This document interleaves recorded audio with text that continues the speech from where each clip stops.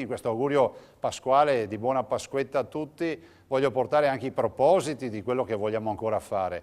E abbiamo davanti delle sfide, una sfida per tutti è quella dell'autonomia. Voglio ricordare, in approfitto durante questo saluto, di parlare di questa autonomia che non abbiamo dimenticato, perché non si possono dimenticare quasi 2,5 milioni di veneti e venete che sono andati a votare per la loro autonomia, per la nostra autonomia, a prescindere dalle idee politiche. Noi veneti abbiamo dato un grande segnale quel 22 ottobre 2017, la volontà di dire che prima viene il Veneto e poi vengono i partiti. Penso che questo sia il vero segnale. Veneti, fra l'altro, sempre trattati come i mezzadri, la periferia dell'impero, che però, guarda caso, poi quando si tratta di dare un grande segnale, votano per un'autonomia che non è solo l'autonomia del Veneto, è anche una pagina di storia e il cambiamento di passo per un paese che ha bisogno di riformarsi. Detto questo, devo dire che ci aspettano ancora molte altre sfide, però è Pasqua e quindi desidero chiudere con veramente un augurio di cuore. Permettetemi di fare questo augurio in maniera prioritaria